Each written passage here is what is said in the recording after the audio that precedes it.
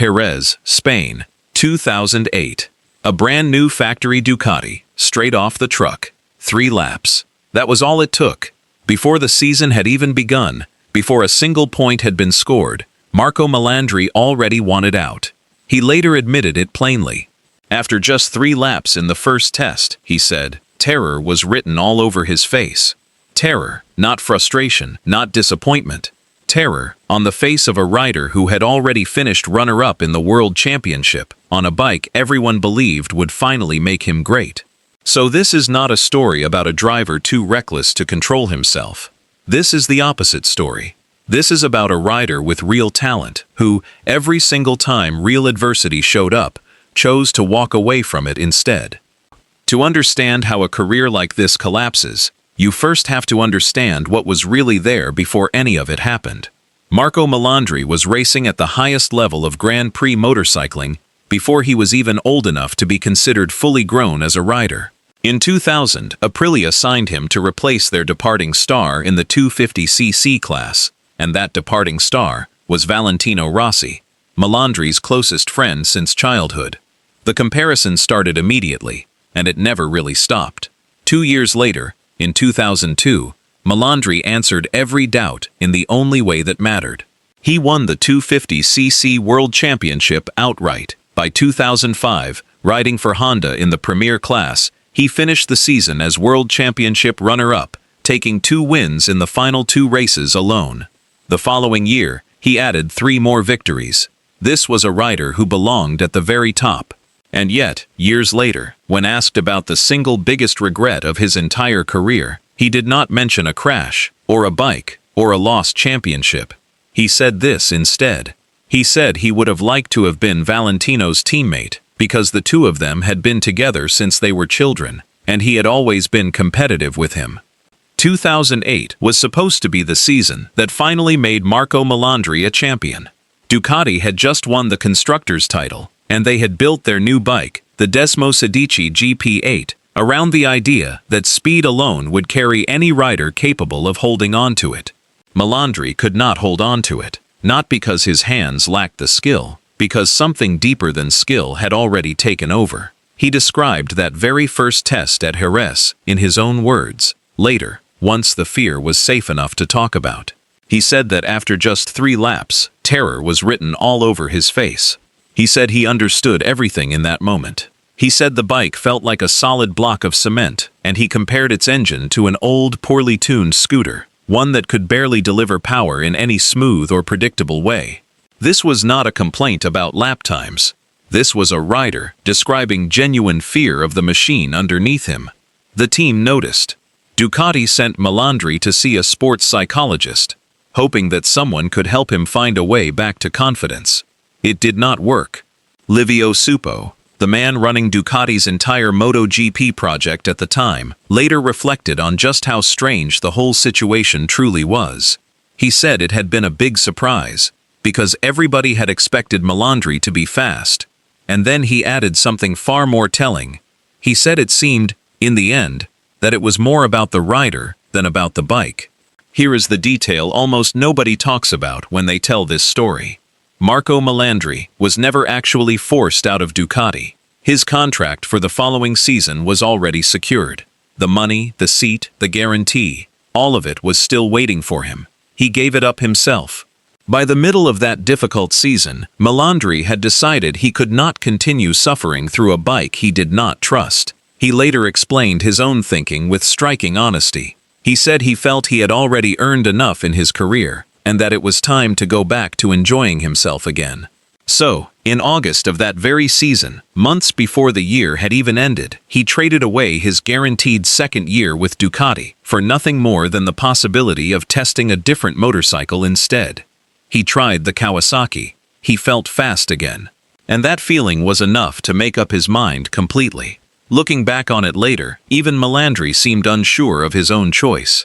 He admitted that, in retrospect, perhaps he should have completed one more season in Ducati Red after all. But in the moment, he said, a rider lives on feeling, not on hindsight, and Ducati itself never wanted him gone. After Melandri's very last race in their colors, Team manager Livio Suppo spoke about him with nothing but hope for what still lay ahead. He said he genuinely hoped Marco would find a better feeling with his bike the following year. Ducati was still talking about next year. Melandri had already decided there would not be one. Nobody closed that door on him.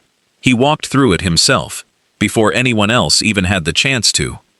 The hardest part of that season was not the bike itself, it was standing in the very same garage, watching someone else make that same bike look easy. Casey Stoner was Melandri's teammate at Ducati that year, riding the exact same machine that had filled Melandri with terror. And Stoner did not just survive it. He won on it, again and again, while Melandri could not even find a way to trust it through a single practice session. Melandri never blamed Stoner for this. In fact, years later, he spoke about his former teammate with something close to quiet admiration, and maybe a little envy hidden underneath it. He said Stoner rode almost on pure instinct, the way an old analog device simply reacts without needing to think, comparing him to an old-style television decoder that just worked, without ever needing to understand why.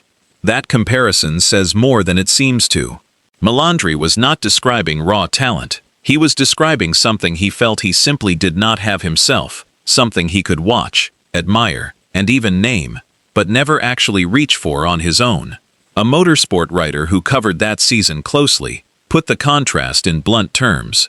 He noted that Melandri failed completely to get to grips with the Desmo Sedici, despite his own teammate racking up 6 victories on that very same machine.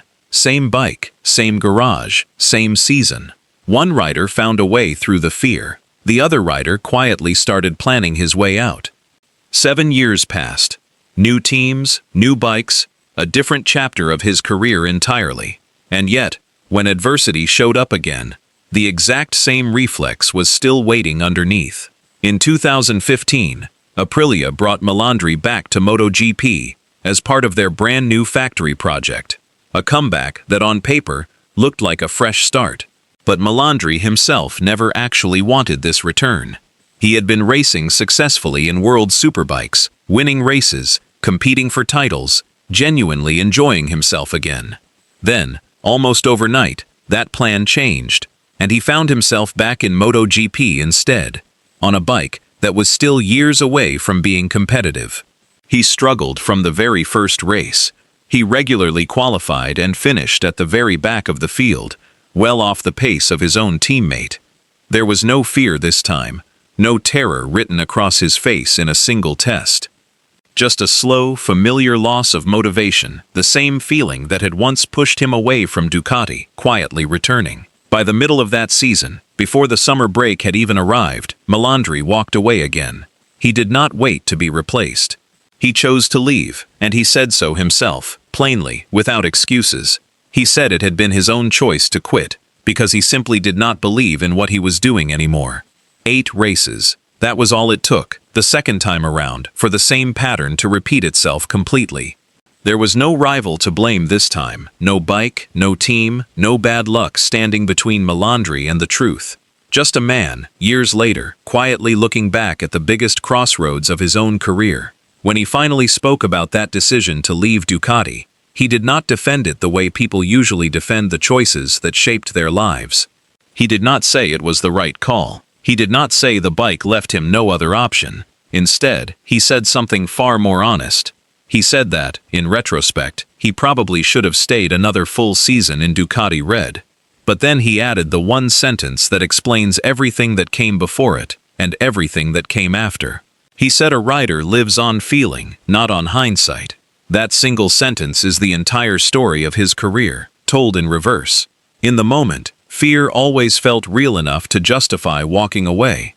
Only years later, once the feeling had faded, could he see clearly what that walking away had actually cost him. He was never short of talent. Nobody who beats a legend like Casey Stoner to a podium, or finishes runner-up in a world championship, or wins a title outright at just 20 years old, is short of talent. What he was short of, every single time it truly mattered, was the willingness to stay inside the fear long enough to work through it. So here is the truth this whole story has been building toward. Ducati did not destroy Marco Melandri's career. Neither did Aprilia, nor bad luck, nor a bike that simply did not suit him. What destroyed it was a pattern, repeating itself twice, 7 years apart, in almost exactly the same shape. The first time real fear appeared, at Jerez in 2008, Melandri did not choose to change himself to meet that fear.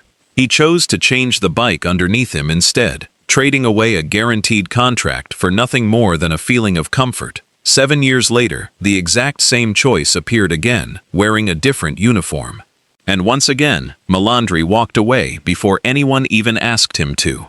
He never lacked the speed to be a champion. What he lacked, both times it truly mattered, was the willingness to stay inside discomfort long enough to master it, rather than simply walking back out the door he had come in through. Marco Melandri retired from Grand Prix racing, having won 5 Premier Class races, a 250cc world title, and the respect of nearly everyone who ever shared a garage with him. Nobody who watched him ride ever doubted his talent. But talent was never the question here. The question was always, what happens the moment that talent meets real fear? Twice in his career, at Jerez in 2008, and again 7 years later, that exact moment arrived. And twice, Melandri answered it the same way, walking quietly out a door before it ever had the chance to close on him. He himself admitted it best, long after the fact. A rider lives on feeling, he said, not on hindsight. Perhaps that is the real cost hidden inside this story. Not a single crash, not a single scandal, but a series of quiet exits, each one making complete sense in the moment, and each one taking a little more of his career with it. If he had stayed just one more season in Ducati Red, MotoGP might remember an entirely different Marco Melandri today.